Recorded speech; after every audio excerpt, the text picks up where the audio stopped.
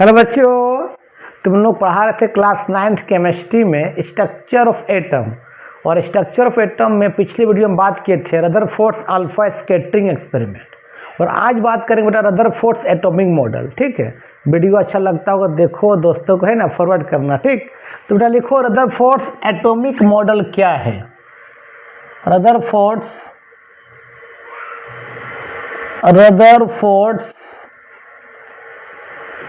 Atomic model, पहले समझो, notes तो कहीं से मिल जाएगा। रदरफोर्ड्स एटॉमिक मॉडल क्या कहता है? रदरफोर्ड्स एटॉमिक मॉडल, रदरफोर्ड्स ने एक एटम का मॉडल दिए थे। इसने कहा बिल्कुल सही बात है, एटम्स आर एस्फेरिकल, एटम गोल होते हैं। बिल्कुल सही बात है, एटम्स आर एस्फेरिकल, एटम गोल होता है। ये भी हम भी मानते हैं, रदरफोर्ड ने बोला हम भी मानते हैं कि एटम गोल है। जे थॉमसन ने कहा था क्या कि एटम गोल होते हैं और एटम के जितने भी प्रोटॉन है चारों तरफ फैला हुआ है और उसी के अंदर इलेक्ट्रॉन कहेंगे घुसा हुआ। किसके अकॉर्डिंग? जे थॉमसन के अकॉर्डिंग। लेकिन रदरफोर्ड ने जब अल्फा स्कैटरिंग एक्सपेरिमेंट से ये साबित किया कि एटम का जो प्रोटॉन चारों तरफ नहीं फैला हुआ, कहाँ पर, सिर्फ सेंटर पर है और इलेक्ट्रॉन क्या चारों तरफ घूम रहा है। मतलब सेंटर पर सिर्फ क्या बताओ, पॉजिटिव चार्ज है और इसके चारों तरफ इलेक्ट्रॉन क्या कर रहा है, घूम रहा है। इलेक्ट्रॉन क्या है? एटम क्या है? एटम पूरा खोखलापन है और इस खोखलेपन में इलेक्ट्रॉन घूम रहा है और बीच बीच में क्या है, सेंटर, और सेंटर पर प्रोटॉन कंसंट्रेट है ना। तो रदरफोर्ड ने अपने मॉडल में कहा बेटा कि एटम तो ये तो सेंटर है, सेंटर में आपका प्रोटॉन से, और एटम क्या है, एस्फेरिकल से। ध्यान देना, एटम्स क्या है, गोल है और इसके चारों तरफ क्या कर रहा है, इलेक्ट्रॉन क्या कर रहा है, घूम रहा है। दैट मीन्स इसके अकॉर्डिंग मान ले ये आपका सेंटर है, न्यूक्लियस जहाँ है, और न्यूक्लियस में क्या है, प्रोटॉन से, अभी तक न्यूट्रॉन डिस्कवर नहीं हुआ है, ये प्रोटॉन है और इसके चारों तरफ क्या इलेक्ट्रॉन क्या कर रहा है, घूम रहा है। इस तरह से इलेक्ट्रॉन क्या कर रहा है, न्यूक्लियस के चारों तरफ क्या कर रहा है, घूम रहा है। किसने कहा? रदरफोर्ड से। पहला क्या बताया कि एटम गोल होता है, बिल्कुल सही बात है। और एटम के जो सेंटर पर क्या, प्रोटॉन से, जिसको न्यूक्लियस कहा, और न्यूक्लियस के चारों तरफ इलेक्ट्रॉन क्या कर रहा है, घूम रहा है। ठीक है, पहला पोस्टुलेट। दूसरा कहा कि भाई न्यूक्लियस में क्या है, पॉजिटिव चार्ज मीन्स प्रोटॉन है और इलेक्ट्रॉन पर क्या है, नेगेटिव चार्ज। तो इस इलेक्ट्रॉन्स और प्रोटॉन्स में, ये इलेक्ट्रॉन बोलो, ये इलेक्ट्रॉन, ये प्रोटॉन न्यूक्लियस का में क्या, प्रोटोने है ना, अभी न्यूट्रॉन डिस्कवर हुआ ही नहीं है।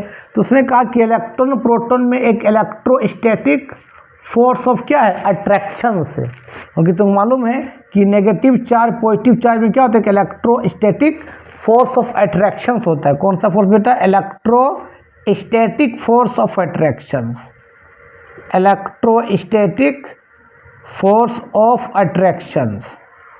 हम जस्ट बता दे रहे, तुम लोग नोट्स कहीं से भी लिख लेना।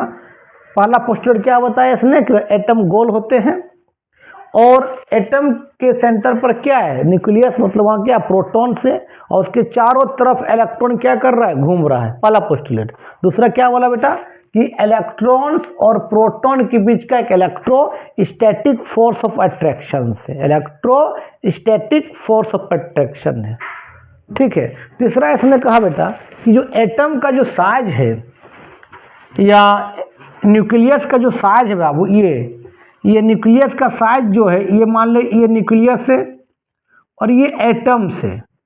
तो उसने बोला जो न्यूक्लियस का साइज है एटम से 1,00,000 गुना छोटा है। मतलब ये न्यूक्लियस जो साइज है, साइज ऑफ न्यूक्लियस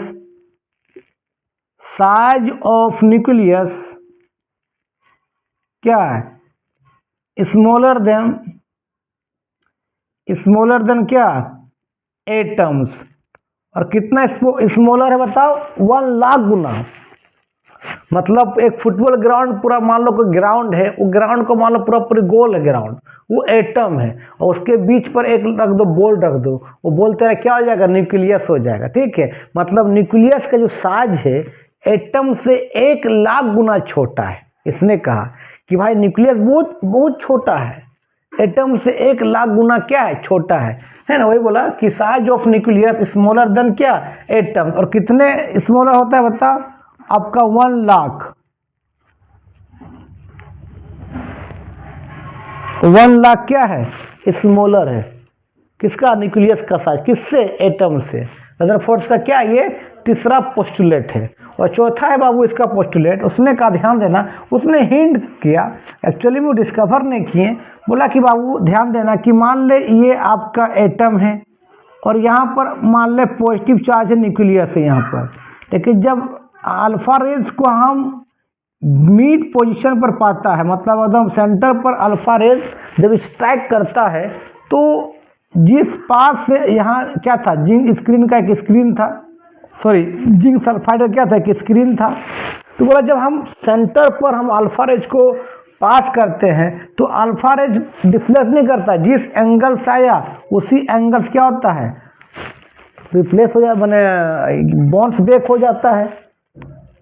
ऐसा क्यों हो जा रहा है, तो बोला हो ना हो, अल्फा रेज पर भी भाई मास है, अल्फा रेज पर क्या है 4 यूनिट मास है और 2 यूनिट क्या चार्ज होता है अल्फा रेज में, तो भाई अल्फा रेज पर भी मास है और चार्ज है, फिर भी ऐसा क्यों हो रहा है कि टकराने से सेंटर पर रिफ्लेक्ट नहीं कर रहा, जिस एंगल से उसी एंगल रिटर्न हो गया। इसका मतलब उसने बोला हो ना हो सिर्फ न्यूक्लियस पर पॉजिटिव चार्ज नहीं है और एक तरह का पार्टिकल है, जिसके कारण न्यूक्लियस का जो मास है अल्फा रेज से मास से ज़्यादा हो जा रहा है, जिसके कारण ही अल्फा रेज जब सेंटर पर टकराता है तो रिफ्लेक्ट नहीं करता, जिस एंगल से उसी एंगल से घूम जाता है, क्योंकि न्यूक्लियस का मास अल्फा रेज से ज़्यादा हो जा रहा है। इसका मतलब न्यूक्लियस सिर्फ प्रोटॉन्स नहीं है और एक तरह का पार्टिकल है, जिसके कारण न्यूक्लियस का वेट अल्फा रेज से ज़्यादा हो गया। तब जेम्स चैडविक ने डिस्कवर किया न्यूट्रॉन, बोला नहीं भाई आप सही बोल रहे थे, वहाँ पर न्यूक्लियस सिर्फ प्रोटॉन नहीं है और एक तरह का पार्टिकल, इसका नाम न्यूट्रॉन है, लेकिन उसका ना पॉजिटिव चार्ज होता है ना वो नेगेटिव चार्ज होता है, लेकिन न्यूट्रॉन का जो मास है एक प्रोटॉन के मास के लगभग क्या बराबर होता है। तो नेक्स्ट वीडियो में जब हम बताएंगे तो वहाँ बात करेंगे कि डिस्कवरी ऑफ न्यूट्रॉन कैसे डिस्कवर हुआ। ठीक है, अल्फा रेज को हम लोग ऐसे भी लिखते हैं, अल्फा रेज को ऐसे लिखते हैं हम लोग हीलियम +2 और 4, ये हीलियम नहीं है, अल्फा रेज हीलियम नहीं, लेकिन हीलियम जैसा होता है कि इसके अंदर क्या बता 2 यूनिट चार्ज है, 2 यूनिट क्या है चार्ज है, कौन चार्ज पॉजिटिव चार्ज, और बेटा इसके अंदर क्या बता 4 यूनिट मास है,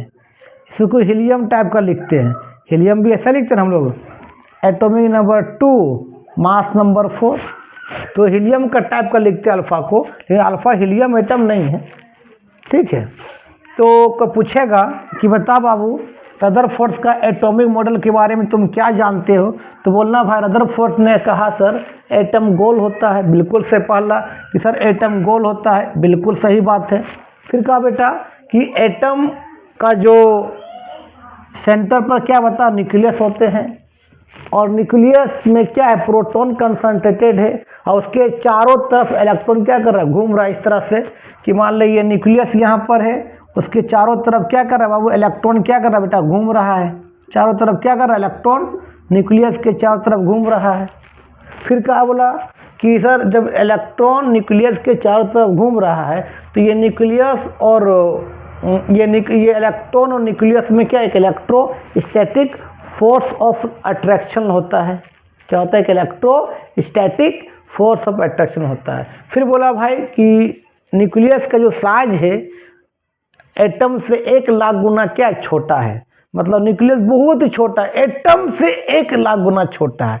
फिर उसने एक हिंट किया कि भाई जब हम अल्फा रेज को एकदम एटम के सेंटर पर या न्यूक्लियस के सेंटर पर मारते हैं तो जिस पास है उसी पाथ में बाउंस बैक क्यों हो जा रहा है, बोला हो ना हो न्यूक्लियस वो सिर्फ पॉजिटिव चार्ज नहीं है, उसके अलावा और एक तरह का पार्टिकल है जिसके कारण न्यूक्लियस का मास अल्फा रेज के मास से ज़्यादा हो जा रहा है, जिसके कारण न्यूक्लियस के अगर सेंटर पर अल्फा आने से बाउंस बैक कर जा रहा है उसी एंगल में। तो बाद रिसर्च हुआ और पाया गया नहीं भाई वहाँ पर सिर्फ प्रोटॉन्स नहीं है, और एक तरह का पार्टिकल, इसका नाम क्या, न्यूट्रॉन, और न्यूट्रॉन का मास भी प्रोटॉन के मास के ऑलमोस्ट बराबर है। बाद नेक्स्ट वीडियो में बताएंगे हम कि कैसे न्यूट्रॉन का डिस्कवर किए थे, किसने, जेम्स चैडविक ने। ठीक है, तो इसको थोड़ा तुम लोग लिख लेना बढ़िया से। इसका अब थोड़ा बता दें, ड्रॉबैक्स बता देते, इसका ड्रॉबैक्स क्या है, लिमिटेशंस क्या है, किसका, रदरफोर्ड का। तो हेडिंग तो बेटा limitations of Rutherford atomic model, क्या ड्रॉबैक जो लिखना है, लिमिटेशन। तुम लोग नोट्स लिख लेना बुक से, हम सिर्फ समझा दे रहे हैं। Limitations of Rutherford atomic model, Rutherford atomic model, limitations बोलो या ड्रॉबैक्स बोलो, तेरा मर्जी। लिमिटेशन रदरफोर्ड एटॉमिक मॉडल, इसका एटॉमिक मॉडल में क्या ड्रॉबैक्स आ गया बेटा, सुनो। इसका ड्रॉबैक्स पहला आया, उसने बोला बेटा कि ये न्यूक्लियस है, और न्यूक्लियस के चारों तरफ इलेक्ट्रॉन क्या कर रहा है, घूम रहा है। ठीक है, और ये घूमते घूमते घूमते इलेक्ट्रॉन अपना एनर्जी लॉस करता है। ध्यान देना, ये घूम रहा है न्यूक्लियस चारों तरफ, घूमते घूमते इलेक्ट्रॉन अपना एनर्जी को सराउंडिंग लॉस करते जाता है, लॉस करते जाता है, घूमते घूमते एनर्जी लॉस करते जाता है, और धीरे धीरे धीरे धीरे ये इलेक्ट्रॉन न्यूक्लियस से करीब आ जाएगा। जैसे न्यूक्लियस से करीब आ जाएगा बेटा, ये न्यूक्लियस क्या करेगा, इलेक्ट्रॉन को खींच लेगा और एटम कोलैप्स हो जाएगा। मतलब इसके अकॉर्डिंग से एटम क्या अनस्टेबल है। बोला भाई, क्यों बोला इसने, क्योंकि एक थ्योरी है मैक्स प्लांक्स का थ्योरी। ध्यान देना, मैक्स प्लांक्स ने क्या कहा थे, सॉरी क्या कहे थे, मैक्स प्लांक्स ने कहे थे कि कोई भी पॉजिटिव चार्ज के चारों तरफ बेटा अगर नेगेटिव चार्ज घूमेगा, अगर कोई पॉजिटिव चार्ज के चारों तरफ नेगेटिव चार्ज घूमता है तो भाई वो नेगेटिव चार्ज अपना एनर्जी को लॉस करता है। ठीक है, ये बिल्कुल सही बात है कि कोई पॉजिटिव चार्ज नेगेटिव चार्ज के चारों तरफ घूमेगा तो अपना एनर्जी लॉस करेगा। वही इसी चीज को आपका रदरफोर्ड ने कहाँ लागू कर दिया, एटम में। बोला भाई एटम में भी इलेक्ट्रॉन है, इलेक्ट्रॉन में क्या है, नेगेटिव चार्ज है, और सेंटर पर क्या, प्रोटॉन से, प्रोटॉन में क्या है, पॉजिटिव चार्ज है। इसका मतलब पॉजिटिव चार्ज के चारों तरफ इलेक्ट्रॉन क्या कर रहा है, घूम रहा है। इसका मतलब इलेक्ट्रॉन भी एनर्जी क्या करता होगा, लॉस करता होगा, और लॉस करते करते करते करते इतना लॉस कर दिया होगा कि भाई ये इलेक्ट्रॉन न्यूक्लियस के करीब आ जाएगा। जैसे करीब आएगा तो न्यूक्लियर इलेक्ट्रॉन खींच लेगा, एटम कोलैप्स हो जाएगा। मतलब एक्चुअली में ये वाला चीज़ इसमें लागू कर दिया एटम में, और ये चीज़ एटम में लागू नहीं होता है, एटम स्टेबल होता है। बाद में नेल्स बोर आए, बोले नहीं ऐसा बात नहीं, एटम स्टेबल है, आप गलत बोल रहे हैं। रदरफोर्ड के अकॉर्डिंग एटम क्या, अनस्टेबल। उसने बोला एटम स्टेबल है, अनस्टेबल है। क्यों, कि उसके चारों तरफ इलेक्ट्रॉन घूमता है और घूमते घूमते घूमते अपना एनर्जी लॉस करता है, न्यूक्लियस से करीब आ जाएगा, न्यूक्लियस को खींच लेगा और एटम कोलैप्स कर जाएगा। क्यों, मैक्स प्लांक का थ्योरी को इसने लागू कर दिया। कहाँ, एटम में। वो चार्ज में बिल्कुल सही चीज़ है, लेकिन वो एटम में चीज़ वो लागू नहीं होता है। तो यहाँ इसका ड्रॉबैक्स आ गया, किसका, रदरफोर्ड का। दूसरा ड्रॉबैक्स आया भाई, वो उसके लिए थोड़ा सा स्पेक्ट्रम जानना पड़ेगा। तो स्पेक्ट्रम थोड़ा बताते हैं, ज़्यादा नहीं। स्पेक्ट्रम क्या होता है थोड़ा सा बता देते हैं।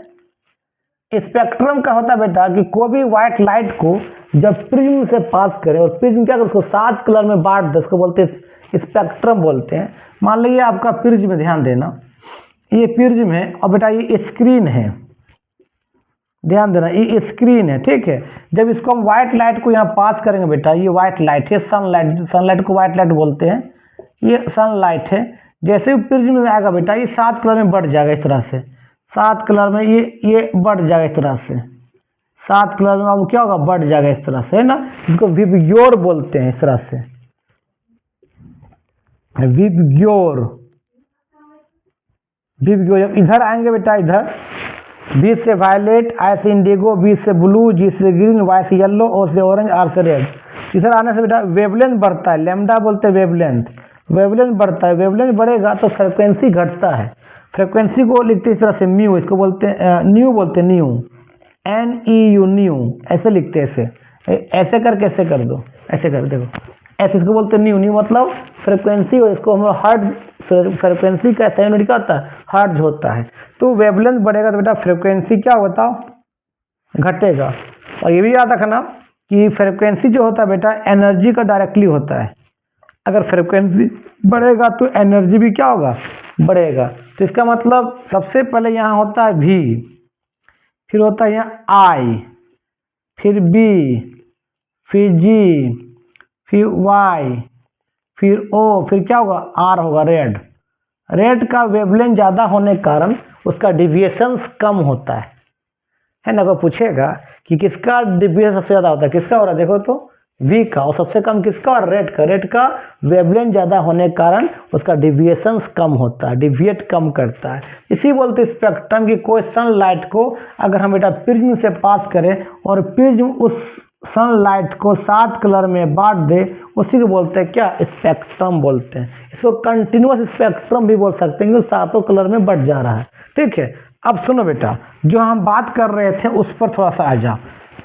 चलो अब रदरफोर्ड का दूसरा ड्रॉबैक्स देखो, इसने दूसरा ड्रॉबैक्स क्या क्या, ध्यान देना, दूसरा ड्रॉबैक्स ध्यान देना। उसने बेटा क्या रखा, यहाँ पर हाइड्रोजन गैस रखा इसके अंदर, क्लोज कंटेनर के अंदर, ये क्लोज कंटेनर है, इसके अंदर मान लिया हाइड्रोजन गैस का मॉलिक्यूल से, ये आपका H2 गैस है, तो भाई ये भी तो एटम से मिलके बना होगा यार, 2 H का एटम आपस में कंबाइन किया, क्या बन गया, मॉलिक्यूल बन गया, और आपस में क्या बन गया, H2 बन गया, तो एटम से मिलके बन गया है ना। और एक एटम के अंदर क्या, मान लो एटम के अंदर क्या है, न्यूक्लियस से, और उसके चारों तरफ इलेक्ट्रॉन क्या कर रहा है, घूम रहा है ना। चलो, तो इसके बाद बाबू यहाँ रखा स्पेक्ट्रम, सॉरी एक रखा प्रिज्म रखा यहाँ पर, ये प्रिज्म है, ध्यान देना, और प्रिज्म रखने के बाद यहाँ रखा एक स्क्रीन रखा, ठीक है। और बेटा यहाँ से क्या है, क्या सनलाइट को पास किया, ध्यान देना रे बाबू, सनलाइट को पास किया किससे, H2 गैस से। जब H2 गैस से इस सनलाइट बाहर निकला और आके प्रिज्म पर आया, और प्रिज्म से जैसे आया, प्रिज्म क्या किया, इसको कुछ कलर में बांटा, मैंने यहाँ पर कुछ कलर दिखाई दे रहा था, कुछ कलर दिखाई नहीं दे रहा था। मान ले इसमें दिखाई दिया ब्लू, R दिखाई दिया, Y दिखाई दिया, B का मतलब ब्लू, बाकी जगह आपका डार्क दिखाई दे रहा है, मैंने 7 कलर नहीं बट रहा है, कुछ कलर आ रहा है, कुछ कलर नहीं आ रहा। बोले भाई ये क्या हो गया, जब हम सनलाइट को H2 गैस से पास करते हैं, फिर H2 गैस से वो रेज निकला, फिर वो रेज को प्रिज्म से पास करते हैं, तो कुछ कलर आ रहा है, कुछ कलर नहीं आ रहा है, 7 कलर क्यों नहीं आ रहा है, तो बोला इसका मतलब कुछ ना कुछ कलर को क्या किया, ये H2 गैस एब्जॉर्ब कर लिया। क्यों एब्जॉर्ब किया, किस कारण से एब्जॉर्ब किया, ये अपना एक्सप्लेनेशन को नहीं दे पाए। से पूछा गया कि भाई जब आप मैंने सनलाइट को H2 गैस से पास करते हैं, फिर H2 गैस से वो रेज निकल के हम प्रिज्म से पास करवाते हैं, तो कुछ कलर आ रहा है, कुछ कलर नहीं आ रहा, तो कुछ कलर कहाँ गया, तो बोला H2 गैस एब्जॉर्ब कर लिया। क्यों किया, इसके पास कोई एक्सप्लेनेशन नहीं था, जिसको बोलते हैं लाइन स्पेक्ट्रम। क्या बोलते हैं बेटा, लाइन स्पेक्ट्रम बोलते हैं इसको, इसी बोलते हैं लाइन स्पेक्ट्रम। कुछ कलर आया, कुछ कलर गायब हो गया, मैंने कुछ कलर दिखाई दिया, कुछ कलर की जगह ब्लैक ब्लैक दिखाई दे रहा है, उसी बोलते हैं लाइन स्पेक्ट्रम। बेटा उसी बोलते हैं डिस्क्रीट स्पेक्ट्रम बोलते हैं, डिस्क्रीट, थोड़ा स्पेलिंग देख लेना डिस्क्रीट का, डिस्क्रीट स्पेक्ट्रम बोलते हैं। कोई दिक्कत, यही इसका 2 ड्रॉबैक्स, किसका, रदरफोर्ड एटॉमिक मॉडल का। पहला कि भाई एटम के चारों तरफ, न्यूक्लियस के चारों इलेक्ट्रॉन घूमता है, और घूमते घूमते क्या होता है, अपनी एनर्जी लॉस करता है, लॉस करते करते वो न्यूक्लियस के करीब आ जाता है, और इलेक्ट्रॉन और न्यूक्लियस के बीच में आपस में टकराव हो जाता है, कोलैप्स हो जाता है, टर्मिंडस अमाउंट में एनर्जी लॉस कर जाएगा, और एटम क्या है, अनस्टेबल है। बोला क्यों है, तो बोला कि मैक्स प्लैंक ने बोले हैं कि कोई पॉजिटिव चार्ज के चारों तरफ नेगेटिव चार्ज घूमता है, तो नेगेटिव चार्ज अपना एनर्जी लॉस करता है। तो चार्ज ही केस में सही बात है, लेकिन वही चीज़ कहाँ लागू कर दिया, एटम में। वह सर बोला एटम में भी इलेक्ट्रॉन में भी नेगेटिव चार्ज है, न्यूक्लियस में क्या है, प्रोटॉन, वहाँ पर पॉजिटिव चार्ज है, इसका मतलब इलेक्ट्रॉन भी क्या है, न्यूक्लियर चार्ज से घूम रहा है, इसका मतलब इलेक्ट्रॉन में एनर्जी लॉस करता होगा। तो बात देखा गया ना, एटम स्टेबल है, इसका मतलब आप सही बोलने रहे, इसका मतलब चार्ज वाला केस एटम में लागू नहीं होता है। फिर दूसरा क्या ड्रॉबैक्स आया आपका, इस लाइन स्पेक्ट्रम, या इसी क्या बोलते हैं, डिस्क्रीट स्पेक्ट्रम बोलते हैं। तो एग्जाम आएगा कि what are the basic postulates of Rutherford atomic model and write it some drawbacks. तो लिख लेना कि सर रदरफोर्ड ने कहा कि एटम्स गोल होते हैं, और एटम के सेंटर पर क्या होते हैं, पॉजिटिव चार्ज होते हैं, इसको न्यूक्लियस कहें, और न्यूक्लियस के चारों तरफ इलेक्ट्रॉन क्या करते हैं, घूमते रहते हैं। फिर कहा भाई इलेक्ट्रॉन और न्यूक्लियस में के बीच एक इलेक्ट्रोस्टैटिक फोर्स ऑफ अट्रैक्शन से, क्योंकि इलेक्ट्रॉन पर नेगेटिव है और प्रोटॉन पर क्या पॉजिटिव चार्ज है। फिर कहा भाई जो न्यूक्लियस का साइज है एटम से 1,00,000 गुना क्या है, छोटा है, ठीक है। फिर उसने हिंट किया, डिस्कवर नहीं किया, न्यूटन को हिंट किया कि जब हम अल्फा रेज को सेंटर पर मारते हैं तो जिस बीचों बीच पर अल्फा रेज पड़ता है तो अल्फा रेज में डिफ्लेक्शन नहीं होता, जिस एंगल से उसी एंगल में वापस आ गया। इसका मतलब न्यूक्लियस सिर्फ प्रोटॉन्स नहीं है और एक तरह का पार्टिकल है जिसका न्यूक्लियस का वेट अल्फा रेज से ज़्यादा हो जा रहा है। अब क्या है उसके अंदर, तो बाद में जेम्स चैडविक ने बोला सर आप सही बोल रहे थे, न्यूक्लियस में सिर्फ प्रोटॉन है और एक तरह का पार्टिकल है, हमने डिस्कवर किया वो पार्टिकल क्या है, न्यूट्रॉन है और उसका मास भी प्रोटॉन के मास के लगभग समान है। अब कैसे किया तो नेक्स्ट वीडियो में बात करेंगे, ठीक है। तो इसको लेक्चर को देख के कहीं से कोई गूगल से या कोई बढ़िया बुक से या चांद का बुक से या दिनेश का बुक से नोट्स लिख लेना, ठीक है। तो आज का वीडियो हम यहीं समाप्त करते हैं। वीडियो को अच्छा लगता देखो और दोस्तों क्या करो बेटा, फॉरवर्ड करो, थोड़ा कोऑपरेट करो, ठीक है। तब तक के लिए बाय बाय।